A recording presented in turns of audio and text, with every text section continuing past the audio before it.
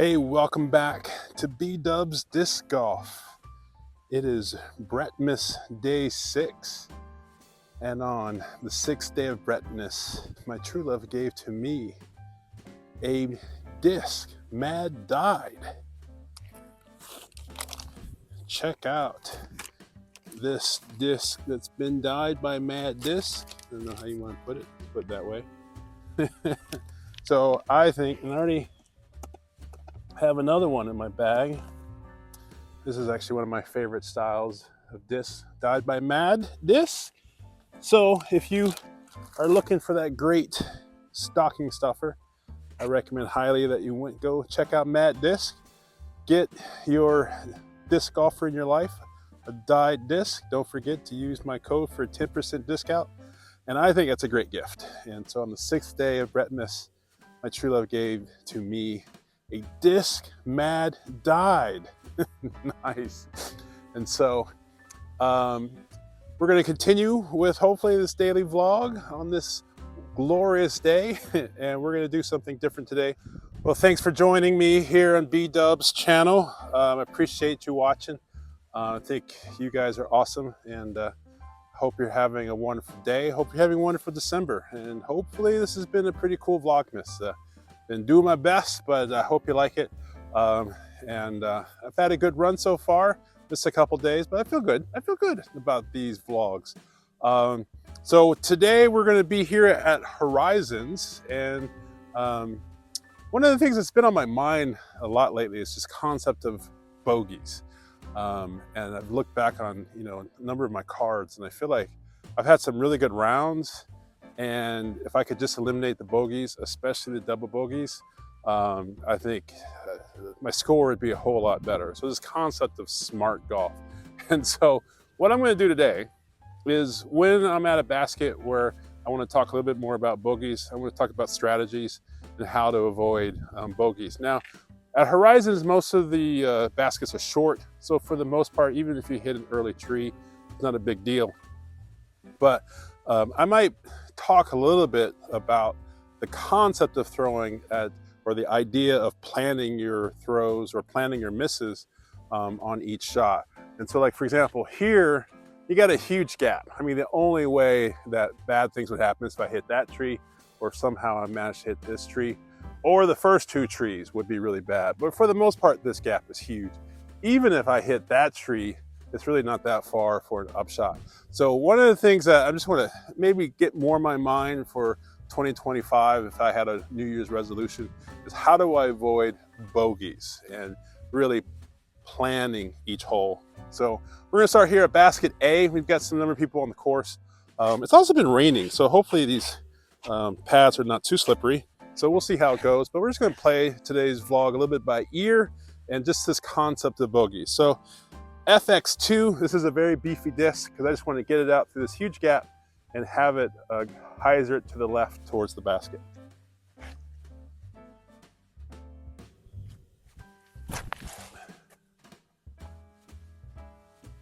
So I hit that first middle tree. It's not a big deal because it's super easy to get to the basket. That was also my first throw of the day. Another thing that I think I want to chat about a little bit is the warm-up. And one of the things that I think when you're not warm up is that you're more prone to early releases when you're not warmed up. I especially think that's true for me. I'm gonna throw another disc. So going back to thinking, if I were to think, this is my F1, another beefy disc. What's my miss? Well, for me, it's early miss. So I wanna concentrate on, if I miss, I wanna hit that right tree. I mean, I always say I don't wanna hit that right tree, but I wanna be more right than left. So let's try this time thinking be more right than left.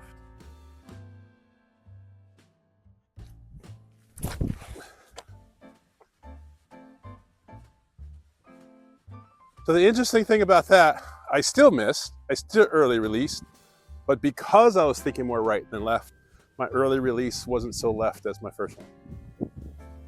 Again, for the most part, this is really a pretty short upshot, not that far. So let's go with thinking again, or actually I'm going to do non-thinking. So I always do upshot with distortion.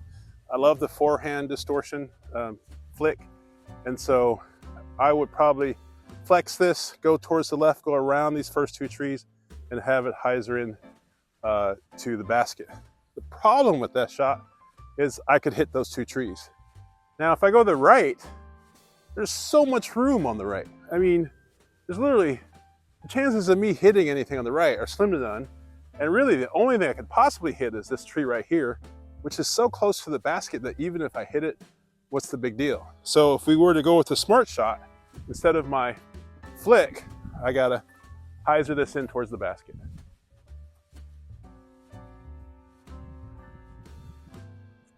And that is a super easy par.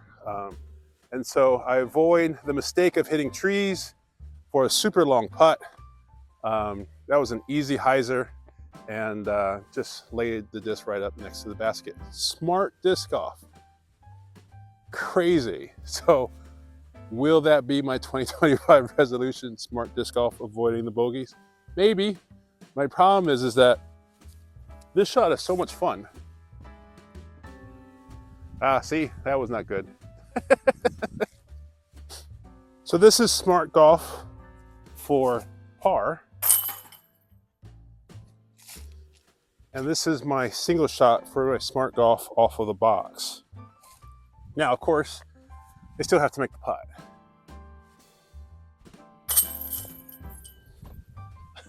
I missed the putt, but that was a mistake on putting. I gotta practice putting. But the bottom line is, my smart shot gave me a really easy chance for birdie. My smart second shot gave me a tap in for par. I just gotta make those putts. Of course, putting is everything. I mean, I think in one of my future videos, I think it's gonna have to be on putting. I feel like I haven't been practicing my putting, and lately my putting has been off. And I feel like I need to practice putting a little bit more. So, but future video. So here we are, basket B as in boy, 229 feet.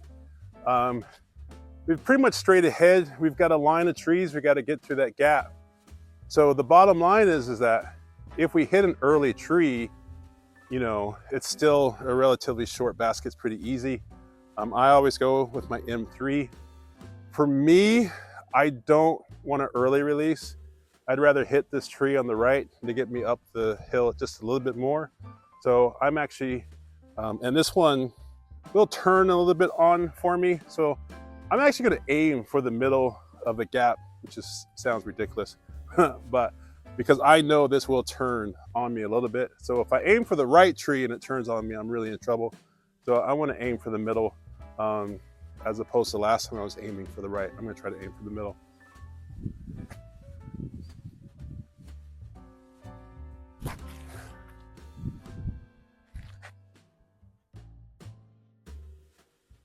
And that worked out really well. So aim for the middle. It did turn to the right a little bit, which is what I thought. And thing is, even if I hit that big tree down the distance, I still, if I make my putts, is in great putting distance for this basket. Let's say I didn't have confidence in that shot at all, and I was really concerned about this gap, and I just wanted to get out of par. I'm gonna go with my most comfortable disc. And of course, if you watch the channel at all, the disc that I'm most comfortable with is the PA2. And so I got a little bit of a tailwind. With 229 feet, honestly, I just need this to go a minimum of 100 feet. And so I don't need to kill it. And I just need to get it in that gap. I hit that stump, but that's fine. I'm halfway there, probably have 100 foot, maybe even a huge jump shot. I still have a shot of birdie. The bottom line is that I want to start thinking more about, on every basket, every shot, what's my worst case scenario and how to avoid it. And then think about what's the mistake that I can make and still recover from it. And especially when you're playing woods golf in North Carolina, you hit some of those early trees, it's basically guaranteed a bogey. Now, of course, you can't be perfect with this, but I threw my PA2, hit the stump, but it was an easy shot. I didn't kill it, I didn't muscle it, and now I have a super easy I mean, like I said, I could even try to get a long putt for birdie if I wanted to. So once again, I'm going to play smart golf. I could try for birdie. The problem I have with trying for birdie is this tree. And yes, there's so much air and so much space around it, but you know as well as I do that even though I have way more air than tree, there's a good chance if I go for it, I might hit this tree. If I do hit this tree close up, then I have a long putt for par. I look to the left and there's nothing. There's nothing to hit left. I can even still go for it with a flick with my distortion because there's really nothing for me to hit. So let's do that. Let's go for it with a flick of my distortion, and if I miss, it should be still okay.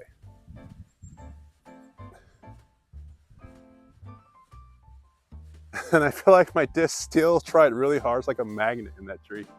The way I threw it way too much hyzer and not enough oomph, and my disc, there's a magnet in that tree. But because I chose that way, I'm still super close for par. Now let's do it the fun way.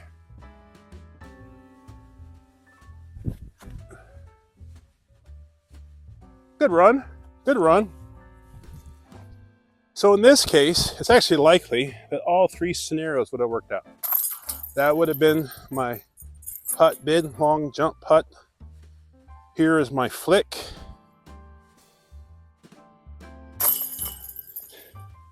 So that would have worked out. And then my original M3 for birdie. Worst case scenario, all three scenarios, par. Best case scenario, because I made it off the box, was a birdie. So this is basket C, 287 feet, downhill. It's actually pretty good downhill. And so I don't have to throw super far to get to this basket. I know I can reach this basket. Here's the problem. The gravel near the barn, around the barn, is OB. So I don't want to go OB. Everything's fine to the left. I always try to birdie this basket, even though I don't know if I ever have birdied this basket. I will throw something flippy, like an F5. I've even thrown F7s. The problem is because it's downhill, when you throw downhill, you're actually more likely to put anhyzer on the disc. And so as a result, you're more likely to, if you throw something flippy and you do turn it over and you put too much anhyzer, it is going right. So I have hit that barn like hard with my F5, with my F7s. Like I said, distance is not the issue. Another route that my buddy Doug takes is the forehand route. And that's basically to the right. The mistake that I make with the forehand is I try so hard to make sure my forehand distance is not as far as my backhand distance. I'll use something that is too overstable. I'll crank it and it comes over too much. It fades out early and ends out OB. So here's what I know about this basket. I have way more space to the left. I don't have OB to the left. And I do have OB to the right. If I throw something that is a little bit overstable but not too overstable, it should go left and finish right towards the basket. Worst case scenario, I turn it over, it goes left, it's OB, I still have an easy upshot for par. The other thing that I could do is just pull out my mid-range or even a putter and throw it straight at the trees in the middle. And if I do that, my putter's unlikely to go far enough to get to the gravel. And quite frankly, if I get a good distance on it, I might even have a good shot for a birdie. A great mid-range for that, because I know how it flies, is my M3. And so my first choice might be an M3.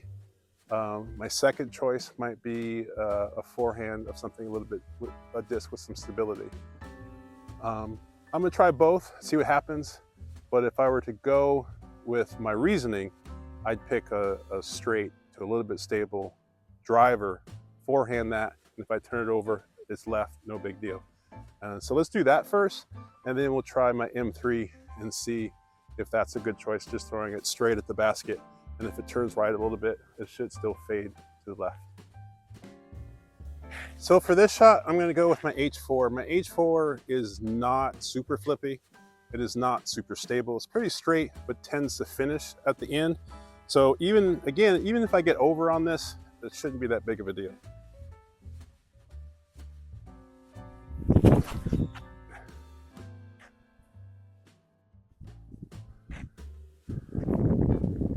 So I definitely overturned it. I'm gonna try a different disc. This time I'm gonna try my F model OS and see if this is what I need.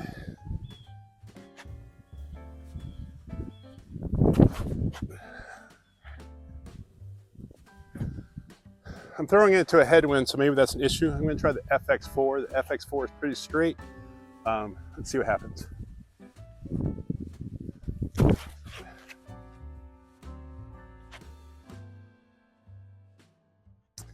So there's an example where I was so worried about turning it over. I early released it. It went straight. It finished. It finished early, but had it got too much on it, I would have been OB. So let's go with the second option. M3.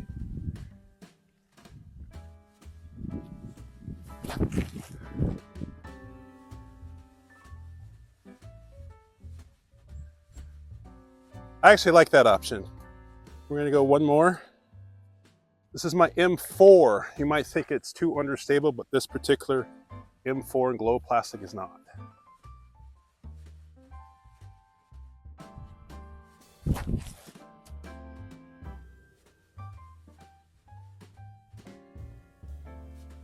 So of all the throws that I threw, it's a mid-range.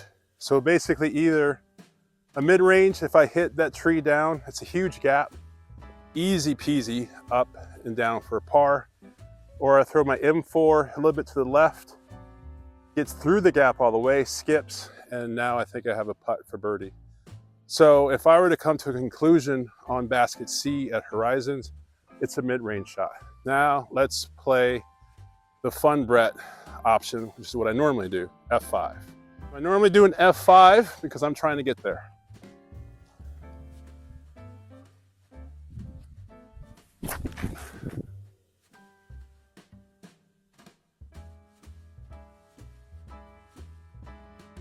And I can't tell from here, but I think I'm OB. I threw it too high.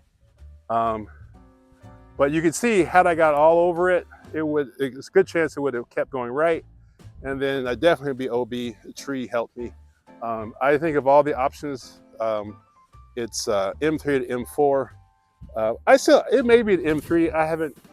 It may be an M3 or M4. I'd have to try it, but I definitely think it's a mid-range. Actually, I keep saying I'm done, and then I want to throw another one.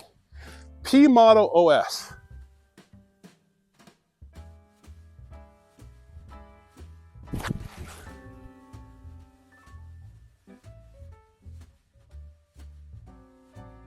So I don't like the putter. The putter, for me, it did exactly what I wanted to do. It did exactly what I wanted my M2 to do, but sooner. But the bottom line is, if I'm going for par, mid-range at the most, a putter will also work. That was perfectly fine for a par shot, but my M2 is too flippy, so keep with the M3 or the M4. If we were to play my distance driver, super short, it's not that far. We have OB to the right. I'm gonna go with my distortion.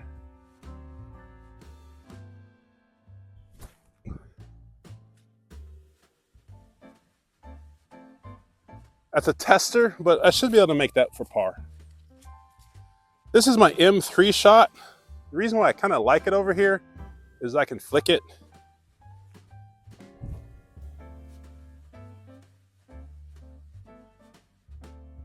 And it's nestled right up against the basket for an easy par. Interestingly enough, my FX4 would have been fine and my F5 would have been fine, but only because of tree help. So my best shot was the M4, and this would have been, of all of my shots, would have been the only one that gave me a chance for birdie. And so let's see if we can get it.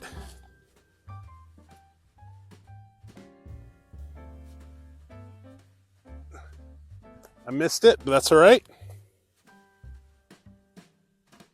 I didn't show you, but honestly, my safest shot was my P-Moto OS. And the reason why I say that, the FX4 got stopped by the tree. The F5 definitely got stopped by the tree. The M2 went long and to the right and ended up OB. My M3 also hit a tree. So if I had gotten that, a better throw on that, that potentially could have been OB. The thing about my P-Moto OS, the P-Moto OS stopped short of the trees closest to the OB, hyzered to the left, and put me out in the middle clearing. Highly unlikely, it would have been a low probability putt, but it would have been a potential putt. And if I had made it, that would have been awesome. Worst case scenario, super easy par. So here is my tester, and I gotta make this for par. All right. So I think the mistake that I make on C is too much disc. I think the fairway driver is too much. The mid-range actually might be too much. And so either I'm gonna have to practice my forehand, which I need practice on, or I've got to go with an overstable putter, crank it, get it down here, have it hyzer out to the middle, a pitch up or a shot for birdie, and worst case scenario, an easy par. So what have we learned today? Well, we've learned that it's actually possible to play smart golf. And if we plan out the baskets correctly, we can throw some high probability shots like a putter or a mid-range, almost guarantee a shot for par. And if you can eliminate those bogeys, you might get a really good round, a better round than you're used to, at least for me. It's my goal. So I hope you've enjoyed this little short video on how to avoid bogeys. Happy Brettmas. And if you see me out there on the course, don't forget to say hi. And I appreciate you. Like and subscribe.